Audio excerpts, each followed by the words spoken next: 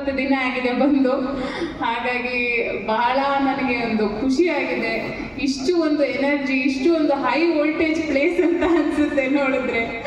ಅರಸು ಅವ್ರ ಬಗ್ಗೆ ಹೇಳುವಷ್ಟು ದೊಡ್ಡವಳಂತೂ ನಾನಲ್ಲ. ಆದರೆ ಒಂದು ಹೆಮ್ಮೆಯಿಂದ ನಾನು ಹೇಳ್ಕೊಳ್ಳೋದೇನು ಅಂದರೆ, ಅರಸು ಅವರು ಹುಟ್ಟಿದ್ದು ಅರಸು ಕಲ್ಲಳ್ಳಿ ಹುಣಸೂರಲ್ಲಿ. ಹಾಗಾಗಿ ನಾನು ಕೋಲಾರಕ್ಕೆ ಬರೋ ಮುಂಚೆ ಈ ಹಿಂದೆ ನಾನು ಹುಣಸೂರು ತಹಸೀಲ್ದಾರ್ ಆಗಿ ಕೆಲಸ ಮಾಡ್ತಾ ಇದ್ದೆ. ಅದು ನನ್ನ ಹೆಮ್ಮೆ. ಅರಸು ಅವರು ಹುಟ್ಟಿದ ನಾಡಿನಲ್ಲಿ ನಾನು ಸೇವೆ ಮಾಡೋ ಅವಕಾಶನ ನನಗೆ ನಮ್ಮ ಸರ್ಕಾರ ಕೊಟ್ಟಿದೆ. ಅದಕ್ಕೆ ನಾನು ಆಭಾರಿಯಾಗಿದ್ದೀನಿ. ಅರಸು ಅವರು ಒಂದು ರೆವಲ್ಯೂಷನ್ ಸೃಷ್ಟಿ ಮಾಡಿದಂಥ ನಾಯಕರು. ಕೇವಲ ಅವರು ದೀನ ದಲಿತರು ಅಂತಲೇ ಅಲ್ಲದೆ, ಮಹಿಳೆಯರು, ಮಕ್ಕಳು, ಕೆಲಸ ಕಾರ್ಮಿಕರು ವರ್ಗದಿಂದ ಹಿಡಿದು ಭೂ ಸುಧಾರಣೆ, ನಾನೇನದು ಪಟ್ಟಿ ಮಾಡಬೇಕಾಗಿಲ್ಲ. ನಮಗಿಂತ ಹೆಚ್ಚು ತಿಳಿದವರು ಈಗ ಆಲ್ರೆಡಿ ಮಾತಾಡಿದ್ದಾರೆ. ಅದ್ರ ಬಗ್ಗೆ ನಾನು ಮಾತಾಡೋಷ್ಟು ದೊಡ್ಡವಳಲ್ಲ. ಆದರೆ ಅವ್ರನ್ನ ಒಂದು ನಮ್ಮ ಇನ್ಸ್ಪಿರೇಷನ್ ಆಗಿ, ಮಾರ್ಗದರ್ಶವಾಗಿ ತಗೊಂಡು ನಾವು ಕೂಡ ಸಮಾಜದಲ್ಲಿ ಏನಾದ್ರು ಒಂದು ಸಾಧಿಸ್ಬೇಕು, ಏನಾದ್ರು ಒಂದು ಸೇವೆ ಮಾಡಬೇಕು ಅಂತ ಎಷ್ಟು ಜನ ಅವ್ರನ್ನ ಆರಾಧಿಸ್ತಾರೋ, ಅವ್ರನ್ನ ಫಾಲೋ ಮಾಡ್ಕೊಂಡು ಬಂದಿದ್ದಾರೋ, ಅದರಲ್ಲಿ ನಾನು ಕೂಡ ಒಬ್ಳು. ಇವತ್ತು ನಾನು ಏನು KS ಅಧಿಕಾರಿಯಾಗಿ, ತಹಸೀಲ್ದಾರ್ ಆಗಿ ಇಲ್ಲಿ ನನಗೆ ಸೇವೆ ಮಾಡೋದಕ್ಕೆ ಈ ಒಂದು ಭಾಗ್ಯ ಸಿಕ್ಕಿದೆ. ನನ್ನ ಒಂದು ಇನ್ಸ್ಪಿರೇಷನ್ ಆಗಿ ನಾನು ಫಾಲೋ ಮಾಡ್ಕೊಂಡು ಬಂದಂಥ ವ್ಯಕ್ತಿಗಳಲ್ಲಿ ಅರಸು ಅವರ ಪಾತ್ರ ಬಹಳ ದೊಡ್ಡದು. ಹಾಗಾಗಿ ಈ ಒಂದು ಜನ್ಮದಿನದಲ್ಲಿ ನಾನು ಭಾಗಿಯಾಗ್ತಿರೋದು ಅದು ನನ್ನ ಪುಣ್ಯ ಅಂತ ಹೇಳ್ಕೊತೀನಿ.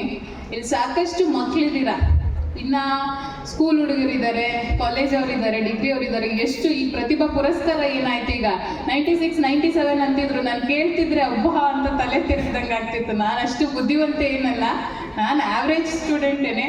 ನೀವು ಭಾಳ ಬುದ್ಧಿವಂತರಿದ್ದೀರಿ.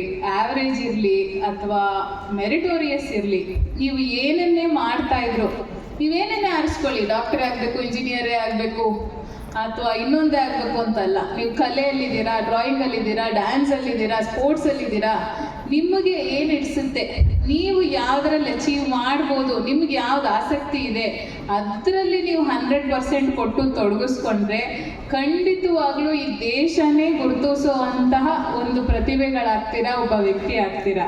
ಹಾಗಾಗಿ ದೇವರಾಜ್ ಅರಸು ಅವರ ಜೀವನವೇ ನಮಗೊಂದು ಮಾರ್ಗದರ್ಶನ.